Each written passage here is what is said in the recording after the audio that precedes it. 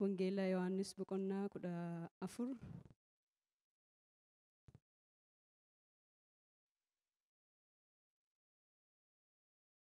14 lakkoofsa 15 ka'ee amma 18tti isa jiruun dubbisaa.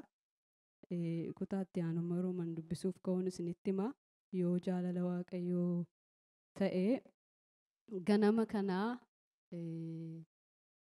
hafuura qulqulluu waan jedhu irra deddeebitee obboleettiin koo Taaddaluu yeroo sagantaa gaggeessu dubbatti. Anaanis kan na guute waa'ee hafuura qulqulluuti. Waa'ee hafuura qulqulluu baranna ganama kana kaa dhageenya. Hafuura qulqulluu isa nuuf kenname, isa ittiin waaqeffannu, isa ittiin waldaa dhufnu, isa ittiin Gooftaa beeknu, isa ittiin dubbii isaa dhageenyu, isa ittiin dubbii isaatti jiraannu, isa ittiin namoota Waaqayyoo taane, isa ittiin ijoollee Waaqayyoo ta'uun keenya beekamu, mallattoo ijoollee Waaqayyoo isa ta'e hafuura qulqulluu kennaa Iyyasuus Kiristoositti aanee Waaqayyo Abbaan biyya lafaa kana keessa kan ittiin jiraannu, kan ittiin isa mul'ifnu hafuura isaa nuu kenna. Waa'ee kanaan dubbachuudhaaf qophaa'ee dhufe.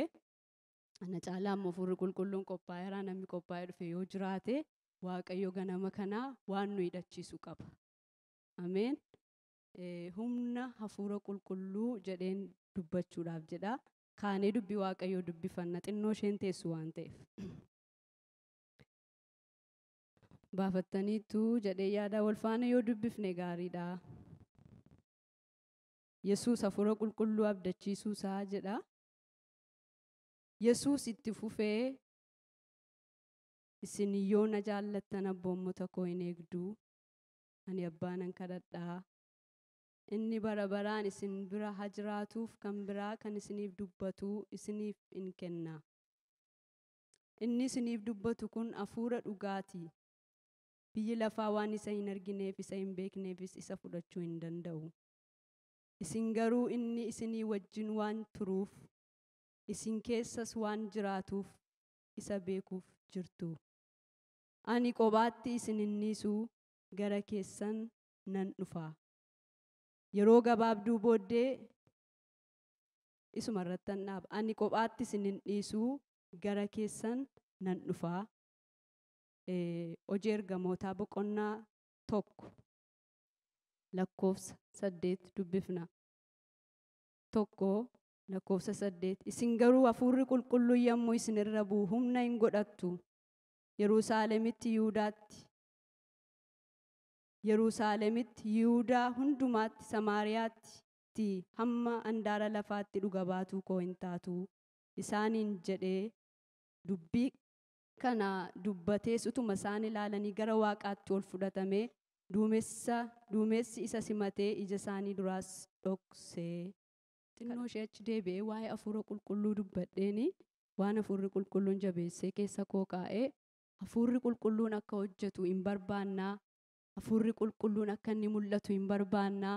Hafuurri Waaqayyoo keessumatti waldaa kiristaanaa keessatti yeroo ammaa waan cal jedhee jiru wayii yeroo nutti fakkaatu, waan hojjetaa hin jirre wayii yeroo nutti fakkaatu, waan tokko duwwaa ilaallee guyyaa hafuurri qulqulluun hojjeteera jennu, guyyaa hafuurri qulqulluun waan cal jedhe nutti fakkaatu waan jiruufi yeroo hundumaa akka hafuurri qulqulluun saba isaa gidduu jiru, jireenya keenya keessa jiru, mana isaa keessa jiru akka beeknuufanii achi deebi'ee sagalee Waaqayyoo dubbadha.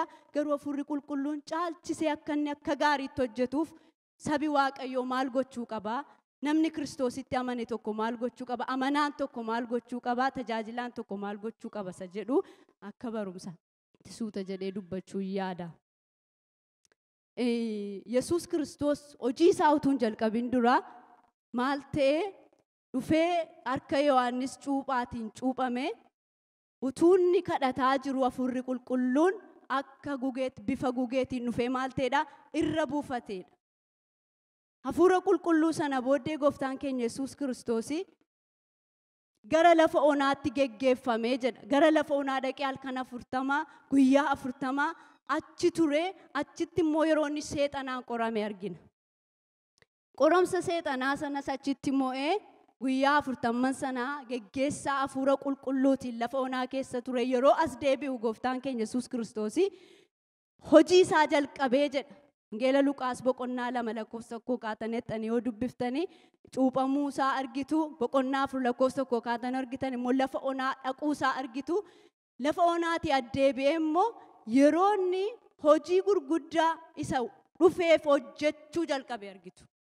Erga guutamee booddee, erga hafuura isa guutamee wajjin immoo yeroo fudhatee booddee, lafa onaa keessa erga ittiin geggeeffamee booddee, qoromsa namni ittiin kufu baay'ee gooftaa keenya Yesuus Kiristoosiif seexanni qopheesse, ulfina qopheesse, biddeen qopheesse. Kana yoo goote, kana yoo goote, kana yoo goote yeroo inni jedhu lakkii dubbii Waaqayyootiin malee, lakkii Waaqayyoo fi sagadi jedha malee siif hin sagadu, ulfina kee hin barbaadu, dhagaa biddeen godhi beelofteetta yeroo inni jedhu lakkii dhagaa biddeen hin godhu, dubbii Waaqayyootiin jiraata namni. Maaliif gooftaan keenya Yesuus Kiristoos nama ture? Nama waan tureefi nuuf fakkeenya ta'uudhaaf qoromsa seexanni qopheesseef sana hundumaa erga fixee yeroo Galiilaatti achees deebi'u dinqii jalqabaa inni godhee bishaan daadhiitti geeddaruu ture. Achitti hojii isaa jalqabe barsiisuutti ka'e, ija jabinaan mana sagadaa isaanii keessa lixee barsiisuutti ka'ee jedha. Yeroo inni dhukkubsatoota fayyisu argitu, nama harki isaa naafate, nama jaamaa yeroo argitu, yeruma Yesuusii wajjin wal argu namichi fayyee argitu, barsiisa lafa Yesuus taa'ee barsiisu hundumaa hiikamsatu ture, fayyinatu ture. Yeroo inni hafuura hamaa ifatu argitu, hafuurri hamaan Yesuusumaan argee ati ilma Waaqayyoota jiraataadha, ati qulqulluudha, lafatti dhufte beennaa, maaltu hojii keenya si keessa si gashee jedhee seexanni ofumaan dubbata ture. Yeroo inni bartoota isaa 12 fo'ate, erga hafuura qulqulluun guutamee lafa onaatti addeebi'ee kana hundumaa hojjete gooftaan keenya Yesuus Kiristoos. Hojii Waaqayyoo keessatti dhimma baasuu kan nuti dandeenyu, nama waa buusu ta'uu kan nu dandeenyu, nama waa'ee baasu ta'uu kan nu dandeenyu hafuura qulqulluu duwwaadhaan yoo guutamne. Hafuura qulqulluu yeroo jedhu immoo dubbii Waaqayyoo malee jechuu koo miti. Dubbii Waaqayyoo barannee qabaannee humna hafuura qulqulluu ittiin dubbii Waaqayyoo kana hojiitti geeddaruu hin qabnu yoo ta'e gatiin qabu jechuudha. Wal faana deemu jira. Gooftaan keenya Yesuus Kiristoos nama guutuu ta'e, nama cubbuun irratti hin argamne ta'e waaqarraa dhufe hafuurri qulqulluun erga isa barbaachise har'a aniif isin biyya lafaa isee machooftu, isee wanti xuraa'aan keessa guutu, isee wanti gaariin keessa hin jiru, isee natti gori, na jiraadhu jettu kana keessatti wanti nu baasuu danda'u humna hafuura qulqulluutiin guutamuu duwwaa akka ta'e nu badhaan. Yesuusin erga barbaachise anaaf isiniin hafuurri qulqulluun guutamuun nu barbaachisaa jechuudha. Yesuus nama ta'ee xoofoo dhiphinaa hadhaa isa hamma dafqa dhiigaa coccobsu isa geessisutti kadhatutti kan isa baachise hafuura qulqulluudha ta'a. Humna hafuura qulqulluu inni fudhateedha ta'a. Maali waan namni baachuu hin dandeenye baate Yesuus. Reebicha namni baachuu hin dandeenye, tuffii namni baachuu hin dandeenye balleessee immoo miti beeka. Utuu hin balleessin, utuu cubbuun hojjetin, utuu namatti hin darbin, utuu kan namaan fudhatin Yesuus Kiristoos sana hundumaa dhanna isaatti baachuu kan inni danda'e humna hafuura qulqulluutiin. Yeroo hafuura qulqulluun keessa keenya dagaagee jireenya namummaa keenyaa qabatu waan biyya lafaa kana titinneessee shishifeessee nuti mul'isa. Yeroo miidhamni gurguddaa waa'ee Yesuus Kiristoosiif isaan irra ga'u bartoonni gooftaa erga humna argatanii homaa isaanitti hin fakkaatu ture. Garuu utuu humna hin argatini hin baqatanii Yesuusin kophaatti dhiisanii. Miti gaafanni gatii kaffaluudhaaf guyyaan dhumaa sun dhuftee ka'aatti deemnaa jedhee baay'een isaanii dhodhokataniiru. Yohaannisii Phexros duwwaatitti dhiyaatee deema ture.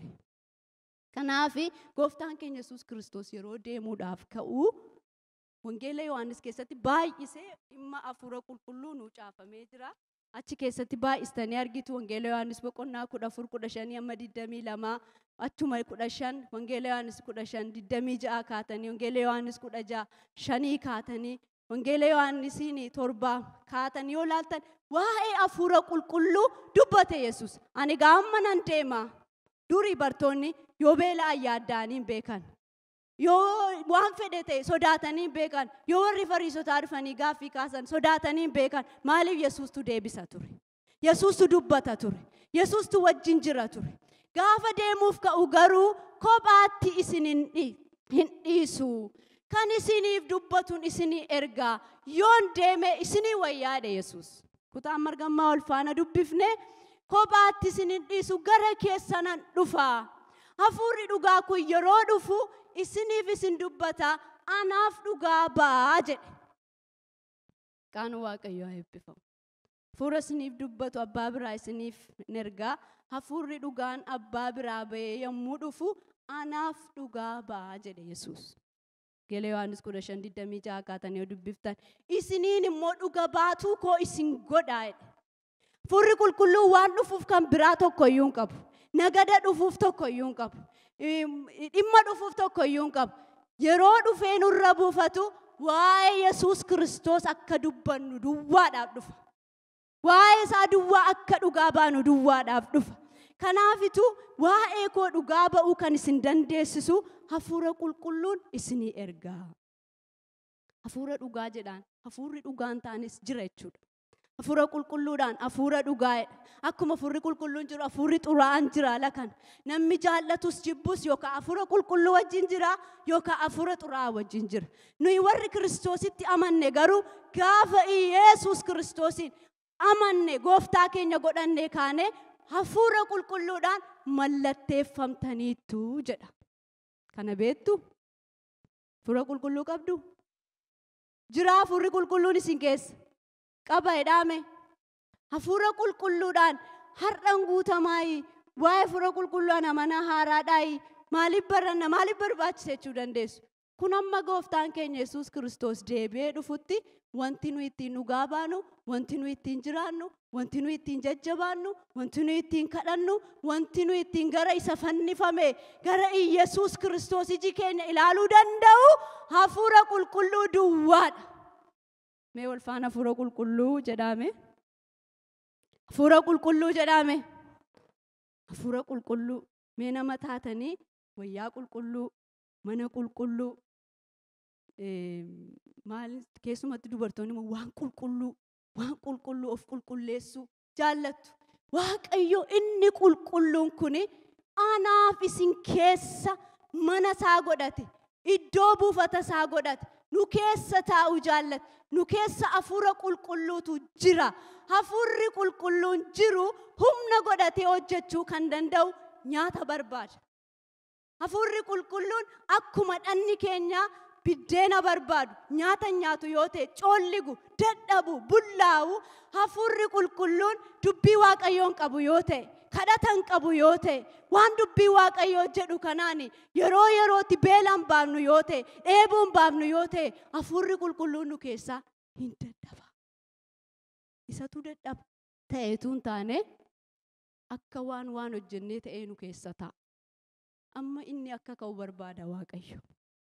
Waldaa kiristaanaa fi humni isheen ittiin dubbii Waaqayyoo dubbachuu dandeessu hafuura qulqulluu duwwaadha. Waan humti nuyi ganamaa galgalaa haasa'uu qabnu waa'ee hafuura qulqulluuti. Dubbii Waaqayyootti haansinee dubbii Waaqayyoo qabna taanaan hafuura Waaqayyoos qabna. Hafuura Waaqayyoo qabna taanaan dubbii Waaqayyoo qabna. Dubbii Waaqayyoof hafuura Waaqayyoo qabna taanaan hojiin nu gidduu jira jechuudha. Hojiin hin jiru jechuun wanti hir'ate jira. Wanti humna dhabe jira. Wanti jabaachaa hin jirre jira jechuudha. Kanaaf hafuurri qulqulluun yeroo mani sagantaa kana fudhadhu hafuurri qulqulluun hojjechuu barbaada. Yeroon akkas jedhu raajii dhumti tokko duwwaan dhufee dubbachuu duwwaan yaadina. Hafuurri tokko namaa keessatti hojjechuu barbaada hafuurri qulqulluun. Eenyuyyuu kana ala akka ta'u hin barbaadu Waaqayyo. Waan na hubachiisee qaba jechuudha naan. Waan na hubachiise waan wal darbaa jiru wayiitu jira addana keessatti. Yookaan walgahii keenya kana jireenya keenya keessatti argamuu Waaqayyoo, dhufuu Waaqayyoo, hojjechuu Waaqayyoo fi wanti iddoo isaa hin jirre jira. Iddoo sanatti akka inni deebi'u barbaada Waaqayyo. Hojii hojjetamuu isaa hin barbaaddu eeyyee. Hafuura qulqulluu qabdu eeyyee naan jettaniitu. Hafuurri qulqulluun hojjechuusaa erga barbaanne jireenya hafuura qulqulluuf ta'uu jiraachuu nurraa barbaada. Maaliif hafuurri qulqulluun fedha qaba? Akka fedha hafuuraatti warri facaasan jireenya galfatudha. Akka fedha fooniitti warri facaasan yaada fooniirraa duuma jireenyuma isa kan foonii kana duwwaa galfatudha. Nuyi garuu akka warra jireenya hafuuraatti facaasanii jireenya galfataniitti waamamne malee jireenya hafuuraatti waamamne jireenya foonii akka jiraannuuf hin waamamne waan ta'eef Waaqayyo waa qulqulleessuu keenya barbaada. Waa gargar baasuu keenya barbaada.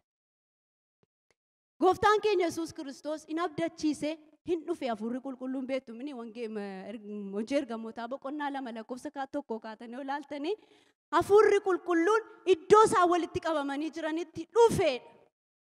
Irra bu'ee jedha. Irra bu'ee dhiise duwwaatu hin taane warra irra bu'ee hundumaa dhuga baatota Kiristoos godhe. Hojii ergamootaa jedhamee kan caafamee fi waan isaan hafuura qulqulluun erga guutamanii booddee hojjetan ture. Erga hafuurri qulqulluun isaan guute ija jabina argatan. Yesuusin dhugaa ba'an. Warra Yihuudootaa sodaatanii balbala cufatanii turanitti gadi ba'an. Gadi ba'anii nuyi Yesuusin lallabnaa. Nuyi Yesuusin dubbanna. Sarraajonni waa'ee isaa dubbatan. Isa macaafni seeraa jedhu waa'ee isaa dubbanna. Har'a maaliif teessi waldaan kiristiyaanaa? Maaliif dandeessee dhugaan baatu? Maaliif kaaneen dubbannu? Maaliif hafuurri qulqulluun nun tuttuqu? Maaliif akka keessummaatti teenyee dubbii Waaqayyoo dhaggeeffanna? Maaliif yeroo waaqeffamu nun dhibu? Humna hafuura qulqulluutu nu guutee jiru. Kanaaf yeroo humni dhufu daangaa wayii jalan dhaabannu nuyi. Daangaa jiru hundumaa darbina nuyi. Gooftaan maal jedhe kutaan amma dubbise ergamootaa boqonnaa 1:8 irratti yommuu isin hafuurri qulqulluun yommuu isin irra bu'u maal taatodhe humna godhattu jedhe. Yesuusii wajjin jiru humna hin qaban turan. Yesuusii wajjin waggaa 3 walakkaa turanii humna hin qaban turan. Hafuura hamaatti geessinaan baasuu dadhaban. Maaliif baasuu dadhabnee gooftaadha lafatti gaaffii gaafatan qabu. Takka ilma Waaqayyoo ta'edhanii sagaduuf takka mootummaan jiru waan baay'ee balleessu bartoonni. Gaafa humni dhufu garuu Yesuus sirriitti feefechuudha. Namaaf gaafa humni hafuura qulqulluu namarra dhufu waa'ee dhumti isa jiraatan kanaafi waa'ee dhumti Yesuus kana waa'ee dhumti waamicha ofii namaa ifa obboloota ko. Kanaaf humni hafuura qulqulluu waldaaf hin barbaachisa? Eeyyee hin barbaachisa. Eenyu barbaachisa? Tajaajiltoota duwwaa fi hundumaaf. Hunduma keenyaaf barbaachisa. Maaliif Yesuusin dhugaa ba'uuf kan nuyi waamamne waan biraa hin qabnu. Warra sitti faarfatan waa'ee Yesuus. Seersa gantaa geggeessite waa'ee Yesuus. Ani waa'ee Yesuus. Isin warri dhuftan waa'ee Yesuus. Waan biraa hin qabnu waa'ee Yesuus dubbachuuf humni hafuura qulqulluu nu barbaachisa. Kanaaf gooftaan keenya ergamoonni erga guutamanii booddee akkuma gooftaa dhukkubi isaan dura dhaabatu ture. Jaamaa yoo argan, duudaa yoo argan, Phexros faan naaf harka qabanii maqaa Yesuusiin kaasan. Du'aa kaasaniiru. Humna hafuura qulqulluun guutamaniiru. Dubbii Yesuus sirriitti dhuganiiru. Sirriitti fudhataniiru. Waan inni jedhe hundumaa toora galchee fidee isaan yaadachiisa. Har'a waan har'a lallabame iyyuu torbee yaadannu miti. Hin irraanfanne raajii torbee nutti himame tarii irra deebinee himnu ta'a. Hafuurri qulqulluun yeroo nu keessa raatu garuu dubbii Waaqayyoo nu yaadachiisa. Yeroo kadhannu, yeroo lallabnu, yeroo namatti dhugaa baanu, yeroo nama arginu waan namaa laannu wayii qabna nuyi. Maaliif nu guutee jira waan ta'eef. Si guutee jira waan ta'eef nama waan godhu waldhaalee adeemu miti ati. Hafuura Waaqayyoo si keessa jira waan ta'eef waa qabda namatti yeroo haasoftu dubbiin kee waa fayyisa, waa jijjiira, waa hiika. Amma isaan keenya wal makeetu asaan nama hafuura qulqulluu qabuuf hin qabne iyyuu gargar hin beekamu miti. Yeroo hafuura qulqulluu qabaannu waa baay'ee irraa immoo of qabna. Waan hundumaa keessa molixuu hin dandeenyu. Asaan keenya muraasa ta'a. Kaanee immoo namatti adda taane argamna. Maaliif beektuu isaaf jiraachuudhaaf. Lafanni naqin jenne nan. Lafanni nooliin jedhe noollu. Lafanni dhaqee immoo hin fiinnan nan. Yeroo kun ta'u warra ala jiranii waa laachuun nu rakkisu. Har'a ammame attamitti kaanee dhugaa baanaa? Attamitti namatti waa himna, attamitti waa'ee Yesuus dubbadhaa. Maalumaan godhaa namni Waaqayyoon duwwaadhaaf sammiit of gooneennaan hafuura qulqulluudhaaf of binneennaan hafuurri qulqulluun akkatti dubbatu beeka. Akkatti si dubbachiisu beeka. Jarree warra Galiilaa warra ittiin baranne warra itti qurxummii coortu jedhanii isaan tuffataniin warruma nu beennu mini warri afaanuma nu beennuun dubbatu kun dinqii Waaqayyoo nutti himu kun fana raasa'uun jarri garuu afaan isaanii dhaga'aa jiru. Hin jijjiira humna jijjiiruu qaba hafuurri qulqulluun obboloota ko. Dadhabaa jijjiiree waldhaalaa jijjiiree isa kufee kaasee isan dubbanneen dubbachiisa. Hafuura qulqulluudhaaf gaafa garaa laannu, gaafa iddoo laannu, gaafa bitamnuuf.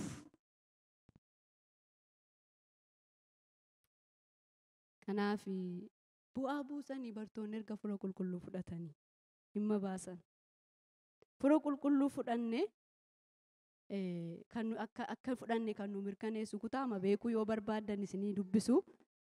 Efesoon boqonnaa 1:11 kaanee wal faana dubbifan. Qabna hafuura qulqulluu ganaa ana hafuura qulqulluudhaan hin guutamne hin qabuu jechuu dandeessu. Tarii mallattoo hafuurri qulqulluun kennaa hafuurri qulqulluun kennu ofirratti arguu dadhabdanii garuu hafuurri qulqulluun isin keessa jira. Boqonnaa 1:11 kaatanii dubbifna waliin. Efesoon Waaqayyo wanti hundinuu akka akeeka isaatii fi akka fedha isaatiitti akka ta'u hin godhaa. Nus immoo akka inni yaadee qopheessee of duraa qabutti karaa Kiristoos fo'amneerra. Nuyi warri duraan dursinee Kiristoosiin abdii godhanne ulfina isaatiif galata akka taanuuf nu fo'ate. Isinis immoo ergaa dhugaa wangeelaa fayyina keessanii karaa isaa dhageessanii isin warri dhageessanii itti amantan hafuura qulqulluu isa abdachiifameen mallatteeffamtaniittu. Hafuurri qulqulluun immoo warri kan Waaqayyoo ta'an galata ulfina isaatiif yeroo furamanitti wanta nuyi argachuuf jirruuf qabdii keenya. Haleluuyaa. Mallatteeffamtaniitu yoom ergaa wangeelaa dhageessanii gaafa itti amantan. Hafuura qulqulluu kan Waaqayyoo taatanii kan kooti jedhee hafuurri qulqulluun isinitti mallatteesseera. Eessa yoo dhaqe deebi'ee gala namni hafuurri qulqulluun itti mallatteesse. Eessa yoo dhaqe iyyuu hin kufee inni isee dudduubatti deebi'ee jenna ta'a namaan. Deebisee fida hafuurri qulqulluun. Maaliif si'a tokko kan Waaqayyoo ta'aniiru waan ta'eef. Hafuurri qulqulluun immoo warri kan Waaqayyoo ta'an galata isaaf ulfina isaatiif yeroo furamanitti wanti nuyi argachuuf jirruuf qabdii keenya. Amma nuyi hafuuruma qulqulluu yuume dubbistanii fixxan. Anammarra waa'ee hafuura qulqulluu wanti inni tokko isinitti maal bal'aadha biraan ga'a. Akkumti itti Waaqayyo dhala namaa fayyise kun dinqiidha waan ta'eef. Garuu waanumti bal'aan kun akka naa galutti dhufee na keessa jira obboloota ko. Akka naa hubatamuu danda'utti akkasii hubatamuu danda'utti si keessa jira hafuurri qulqulluun. Isa akka dhageenyu barbaada jechuudha. Iyyoo'eel immoo raajii keessatti kakuu moofaa keessatti bara booddee bara dhumaa bara sanu amma keessa jirru kanaan jedha jechuudha. Hafuurri qulqulluun nama hundumaa irratti nan dhangalaasa. Nama manu keessaa hafuura qulqulluu qabu jedhuu fi deebii ta'a jechuudha. Hafuura koo nama hundumaa irratti nan dhangalaasa. Warra gurguddoota irratti, dubartoota irratti, abboota irratti, ijoollee keessan irratti abjootu hafuura koo nan dhangalaasa. Hafuurri dhangala'u kun hafuura Waaqayyoon waaqessuudhaaf, Waaqayyoon beekuudhaaf nu dhangala'edha obboloota ko. Hafuura Waaqayyoof ittiin hojjechuudhaaf nu dhangala'edha. Hafuura guyyaa fayyinaatti mallatteeffamtan jedha Efesoon 4:30 yoo laaltan. Hafuurri qulqulluun keessa keenya jiraata. Isa inni dubbachuu baay'ee barbaadu. Qabsiisa ta'ee garaa keenya keessatti nuu caafamee jiraadha Phaawulos warra Qorontosiif yeroo barreessu. Roomaadhaaf yeroo barreessu, warra Qorontosiif yeroo barreessus akkasuma hafuurri qulqulluun keessa keenya akka jiru. Yeroo warri Qorontosi ayyaana Waaqayyoo guddaa isaanii dhufe. Hafuura qulqulluu guddaa isaan gidduu jiru akka malee hiikuu, akka malee itti jiraachuu jalqabanii isinii waliin makuu yeroo isaan jalqabanii mana qulqullummaa Waaqayyoo akka taatan hin beektanii.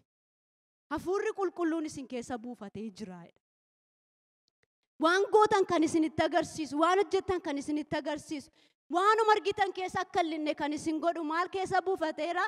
Isin keessa buufatee jira. Hin beektanii hin argine isin jedha. Keessa garaa keenyaatti qabsiisa ta'ee caafameera yoo ta'e, qabsiisa beektu waan hin yaadatamu, waan yeroo hundumaarra deddeebi'amee galagalfamee ilaalamu jechuudha. Waan dagatamu miti. Nu yeroo kaan hafuura qulqulluun, yeroo teenyu hafuura qulqulluun, yeroo dubbannu hafuura qulqulluun, yeroo tajaajillu hafuura qulqulluun, yeroo waaqessinu hafuura qulqulluun yeroo ta'u, Waaqayyoon isa waaqessaa jirru kana waaqessuun nutti irra deddeebii wayii ta'e nun dhibeessu, nutti minyaa'aa deema yeroo nuu galu jechuudha. Waldaa dhaquun jibbaan dhufnu jechuudha.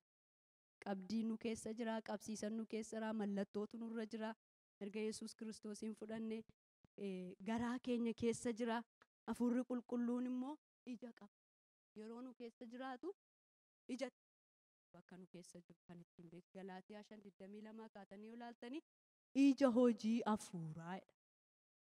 Hafuurri qulqulluun erga nu keessa jiraate ija godhatu qaba. Akkuma biqilaa garaagaraa yeroo dhaabdan ijarraa argattanii hafuurri qulqulluun yeroo nu keessa jiraatu waan nu godhachiisu qaba. Ilaa nama Waaqayyoo ta'uu keenya, ilaa hojjetoota Waaqayyoo ta'uu keenya, ilaa Yesuus Kiristoosiin baannee deemuu keenya kan nutti mul'isu, namatti mul'isu ija godhatu qaba. Ija keenya kanaanitu warra kaanitti dubbanna jechuudha. Ija hojii hafuuraa laxxanii yoo dubbiftan Galaatiyaa 5:22 irraa gaarummaa, garraamummaa, gad of deebisuu, obsa, of dhowwuu jedha.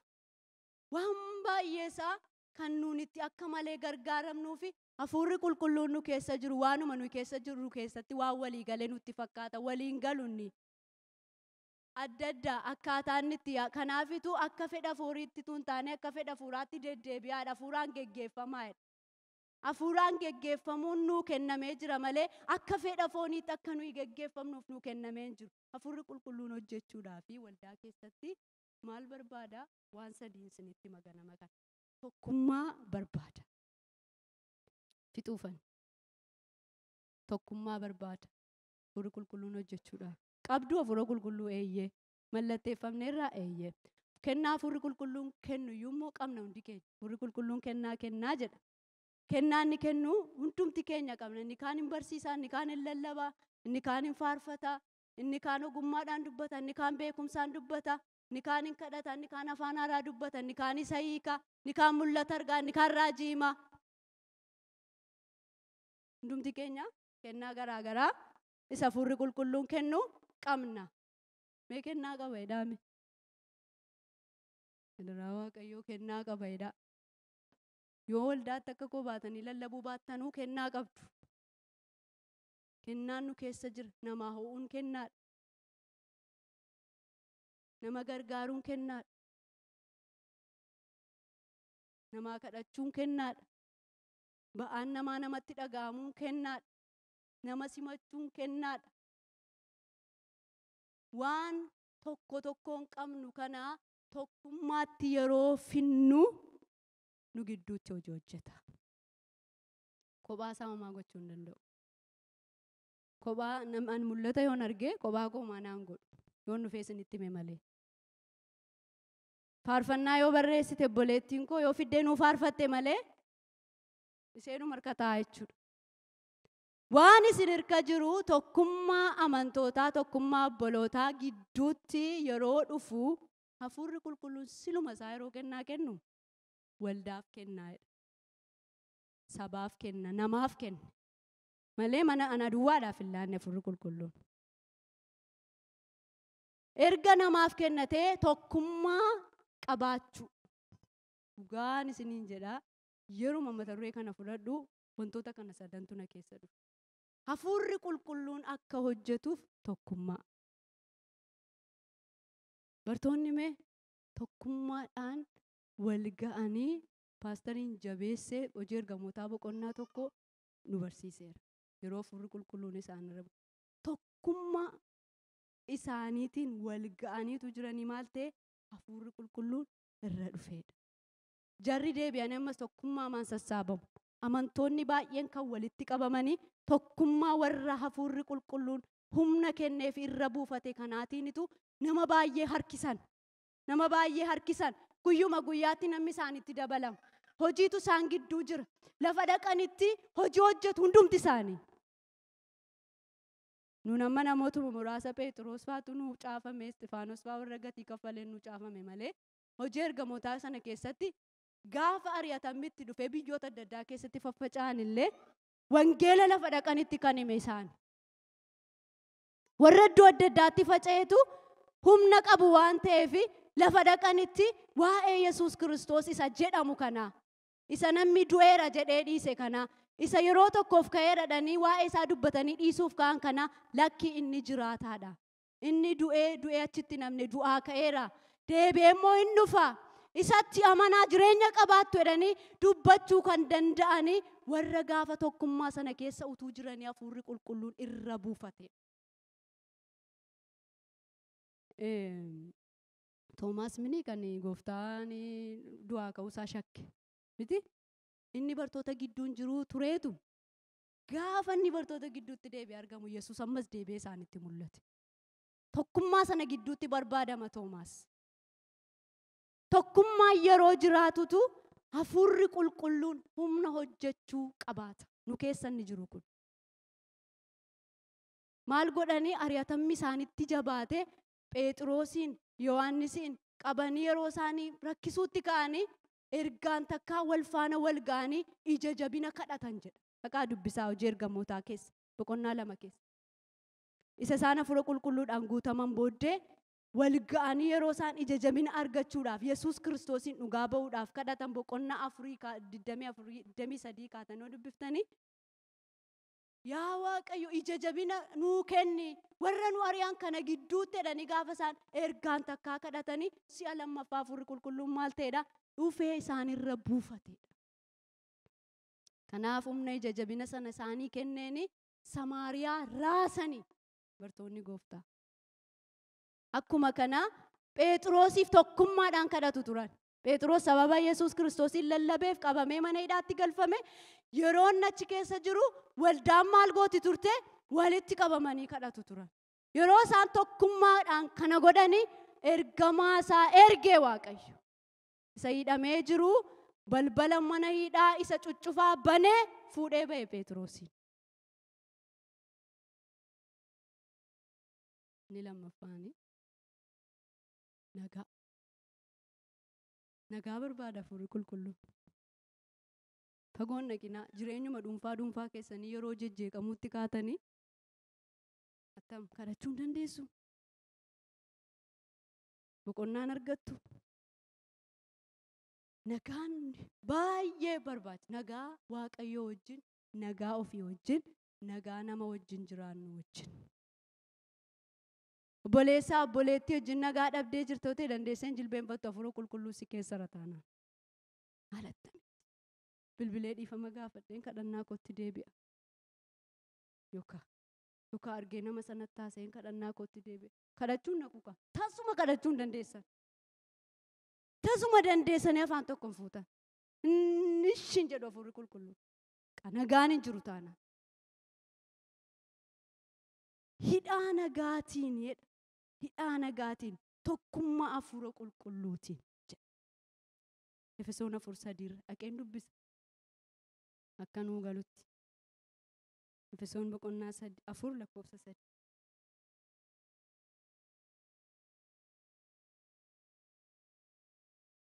Hidhaa nagaatiin tokkummaa hafuura qulqulluu of harkatti eeggachuudhaaf dhamaa. Bakka dhamaatii gaafata. Nagaa eeggachuudhaaf hafuura qulqulluu eeggachuuf tokkummaa eeggachuu fi dhamaatii kee gaafata. Bakka maaltu na galche jechuun maaltu na dhibee jechuun jireenya hafuuraa duukaa buuna taanaan nu galcha. Nagaaf dhamayi, tokkummaaf dhamayi, hafuura qulqulluu si keessa jiru, ishee harka jiru, isa harka jiru eeguudhaaf dhamayi. Maaliif yeroo sana hafuurri qulqulluu nu gidduutti hojjeta? Ibroota boqonnaa 12 lakkoofsa 14 irrattis namoota hundumaa wajjin nagaatti jiraadha. Iddoo biraatti immoo hamma danda'ame karaa keessanii nama hundumaa wajjin nagaatti jiraachuu. Yoo naannoo keenya nagaan hin jiru ta'e iyyuu hamma danda'amutti nagaadhaan jiraachuu yaala. Yeroo hafuurri qulqulluun nu gidduutti nu keessa. Amma gaaffii hundi keenya gaafannu isin gaafachuu barbaada. Hafuurri qulqulluun maaliif hin hojjetu akka durii? Akka durii sun maali? Garaa namaatu akka durii miti. Amantii keenyatu akka durii miti. Maazarii Dagootu ijoolleen isaanii yeroo reeffa hafuura qulqulluudhaan guutaman jedhanii utuu daakuu daakanillee yoo namni faarfate hafuurri qulqulluun raajii dubbachiisuutti kaanaan jedhan. Faarfannaama yoo dhaga'anii itti dhufaanaan jedhan. Garaan isaanii hammam Waaqayyootti dhiyoo akka ta'e. Anumti immoo sagada mandaraa jira mana keenya. Mandara biyya keenya beektu isin beektan ta'een beeku ganama abbootiin haadhotii walitti yaa'anii ganama kadhatu amma jira ta'een beeku. Maqaa namaa dha'uunis barbaachisaa miti. Isaan macaafuma qulqulluu dubbisaniitu kadhannaa kadhatu malee wanti biraan. Garuu hafuurri qulqulluun utuu haadhota urgufuun arga. Ilaaluu barbaanna nu isa kana. Ilaaluun barbaanna inni akka godhu mee barbu jedha. Hafuurri isaan ammoo maayyoo haleeluyyaan jiru yesuudhaan lafa dhisan. Macaafa qulqulluu dubbisanii Waaqayyoon guyyaa isaanii kennanii ijoollee isaanii Waaqayyootti kennanii kadhatanii galu. Garuu hafuurri qulqulluu yeruma isaan kadhachuutti ka'anii nosummoo akka keenya birmadummaan hin jiru. Nuyi birmadummaa arginne hafuurri immoo birmadummaa dhabe obboloota koo. Amma hafuurri qulqulluun birmadummaa haa arga. Amma pirootokoolii kan keenya eeganne hafuurri qulqulluun pirootokooliin isaa eegamaa hin jiru. Jaalalli hin jiru, tokkummaan hin jiru, nagaan hin jiru. Maal dheebonna ammoo akka hafuurri qulqulluun hojjetu dheebonna hin jiru gaani. Akka durii barbaaddu taanaan isinis akka durii ta'a. Anis akka duriin ta'a. Akka duriin kadhattu. Akka duriin soomtu. Akka durii lafa sagantaatti hin fiiddu. Akka durii tajaajilaa jirtu. Akka durii kwaarii keessartaa, faarfannaa keessartaa, kadhata keessartaa, sagada keessartaa, soomaaf sagada keessartaa. Akka durii. Akka durii waldaa kiristaanaa keessatti hafuurri qulqulluun akka hojjetu yoo barbaanne eebuun keenya akkasa jalqabaa sana haa ta'u. Nama waan quufne fakkaata miti. Waan quufne. Maaliif nama tokko hedduu? Maaliif tajaajilaan tokko dhufennaan lafi galagalee namni dhufaa? Si keessa hafuurri qulqulluun jira. Nu keessa jira hafuurri qulqulluun. Ani hin tajaajilaminaa jechuu koo miti. Tajaajilaan jibba jechuu koo miti. Isuma si keessa jiru namichi hojiirra ooshe. Maaliif atu hojiirra ooshitu? Maaf of illaan obboloota ko? Amma waanumti nu itti dadhabnu biyyi lafaa kun hundumtuu macaafi qulqulluun maal ta'a jedhaa? Caccabee badaadha. Waan caccabee hin banne, waan gadi bu'aan adeemne, waan ulfinni isaatti caalaa malee gadi bu'aan adeemne, waan namni isaaf jiraate hin ulfaata malee hin salphanne, waan guddaa kana achi turime kan koon jiraadhaa maaliif jennaa obboloota ko? Hafuurri qulqulluun akka nuun jedhu na dhagaa nuun jedha. Dhaggeeffatamuun barbaade.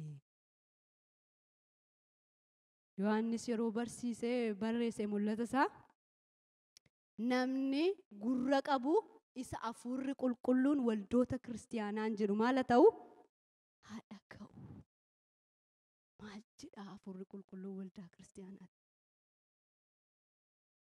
Maal jedhee hafuurri mata duree kana jijjiiruuf yaaliin hin goone hin jiru. Hiinumaan gubadhe dhugaa Waaqayyooti.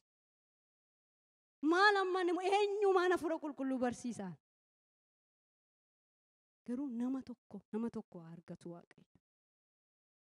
Laphee nama tokko iddootti adeeffatu sagalee kanaa Waaqayyo. Dhaggeeffatamuun barbaadaa jedha hafuurri qulqulluun. Anaan geggeeffamaa jedha hafuurri qulqulluun. Dhaggeeffatamuun barbaada. Mul'ata Yohaannis boqonnaa 1:7 ilaaltan 2:11 ilaaltanii akkasa dhaga'u waldaan kiristaanaa akkasa dhaga'u namni gurra qabu isa hafuurri qulqulluun dubbatu akka dhaga'u akka ittiin geggeeffamnee jiraannu barbaada. Galaatiyaa 5:16 Galaatiyaa 3:25 akka ittiin tajaajillu duwwaa miti akka ittiin geggeeffamnu Amma maaltu nama keessa dhufa yeroo hafuura qulqulluu dubbatanii asuma utaalee afaan haaraa duwwaa see gadi bu'uu yaadaname. Jireenya keenya akka godhannu barbaada Waaqayyo. Bakka na dhageessee baatee akka galtuun barbaada. Kanaaf yeroo waldaa dhufnu waaqeffannaan danqaa nutti hin ta'u yeroo hafuura qulqulluun geggeeffamu. Tajaajilli danqaa nutti hin ta'u. Qophaa'uun nun rakkisu, kadhachuun nun rakkisu. Nagaa bolootaa, tokkummaa bolootaa, walitti hidhuu wal barbaaduu nun rakkisu. Maaliin geggeeffamna? Hafuura qulqulluudhaan geggeeffamna. See tokko tokko dubbii namni tokko dubbachuuf jedhu sin dubbatanii abbichi dubbatu walitti hin dhufu. Kadhachuuf kaatanii waan sila ergaa sila dubbatame kan fakkaatu si keessa yeroo dhufu, dubbii yeroo dhufu, kadhati yeroo dhufu, lallabi yeroo dhufu maanni akkamitti akkas ta'e? Geggeessaa hafuura qulqulluuti jira nama sanatti.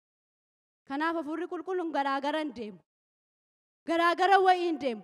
Inni tokko miila, inni tokko mataan jedhu. Yeroo nuyi isaa dhaga'uu jalqabnu wal faana nu fuudhee deema obboloota koo. Dhiibbaa uumuu barbaaddu, bu'aa buusuu barbaaddu, dhimma baasuu barbaaddu, dhimma baasuu barbaadna. Hafuura qulqulluun geggeeffamu. Tokkummaa, nagaa. Seedhumaa seenuu baay'ee jaallannu isinitti kadhannaa. Kadhannaa. Lafitti hafuura qulqulluu arganii karaa marra deemanii mini Waaqayyo wajjin tokkummaa. Nutti meera Waaqayyo torban lamaan darbe. Kadhannaa. Hafuurri qulqulluun maal godhadha? Isin gargaaraa, dadhabbii keessanitti isinii kadhataa, isin barsiisaa. Erga nuun jedhee wanti nu jabeessu nu keessa arga jiraate. Maaliif dadhabnaa obboloota ko? Hojiin dadhabnaayi. Hojiin dadhabaa namni. Hojiin madhaan namiti. Rakkanni jabaannee alarmii kunneen makaanee deema. Hamma tuume hammuma sana mini xinnooma see Waaqayyoof akkas iddoo laannee dhugaadha jireenyi keenya baay'ee geeddara. Kadhannaa. Yeroo isaan tokkummaadhaan kadhatan maaltu ta'e? Hafuura qulqulluutu dhufe. Yeroo isaan tokkummaadhaan kadhatan Phexrostu hiikame. Yeroo isaan tokkummaadhaan kadhatanii warra biyya lafaa mootota warra biyya lafaa utuu isaan ilaalanii amantoonni guyyaa guyyaatti isaanitti dabalamu turan. Dhiibbaa uumu turan. Nama garee kadhataa waan ta'eef akkatti waa'ee kadhannaa barsiisuu hin qabu. Maaliif ittuma waan hin jiruuf namummaa duwwaa yaaddu. Lakkii dhugaa hafuurri qulqulluun hojjechuudhaaf tokkummaa keenya gidduutti dhimma akka inni baasu yoo barbaaddan kadhata jabeessa. Gooftaan erga kadhate. Gooftaan yeroo hundumaa gaaratti ol ba'e erga kadhate. Bartoota dhiisee erga sokke takka takka hojii dhiisaa. Ayyama fudhadhaa soomaaf sagada kadhadhaa. La Waaqayyo waaqarraa gabbu'ee karaa nama biraa isinitti himuu danda'a. Waaqarraa gabbu'ee immoo isinitti himu anumaan isinitti himaa. Takka takka vaakeeshina fudhatanii deemtumtii maal? Hin ooltumni waan biraa biraaf. Oolaa miila Yesuus jala. Amma foonii wanti ta'u tokko iyyuu hin jiru. Waldaan biyya kanaa guddattee iddoo tokko geessee dhaabatti waan jiru dhageenye an xinnoo ishee natti ulfaatan. Ani iddoo tokko geenyee dhaabachuuf deemaa jiru. Itti caallee deemuudhaaf. Tarii immoo reefuu warra yaankiidha waan ta'eef kana takka godhaa isas miti dhugaadha furma Waaqayyootu na keessa jiran. Dulluma iddoo ga'ee dulloomu wayii hin qabu hafuurri qulqulluun. Lafa nama gurguddaatti hin hojjetu hafuurri qulqulluun. Hin hojjetu. Sababa yaankii taane waa'ee hafuurri qulqulluu waa'ee faarfannaa akkas miti waa'een faarfannaa waa'een kadhannaa jireenya keenya nuuf. Maal hojjenna gooftaadhaaf? Tokkummaa, nagaa, kadhannaa. Laphee keenya nagaa. Jibba namaa qabna yoo ta'e hafuurri qulqulluun akka hojjetuuf of keessaa baasuu. Waan nuun galle horaate gaafachuu. Haa hojjetuuti karaa kennaa fi hafuura qulqulluudhaaf.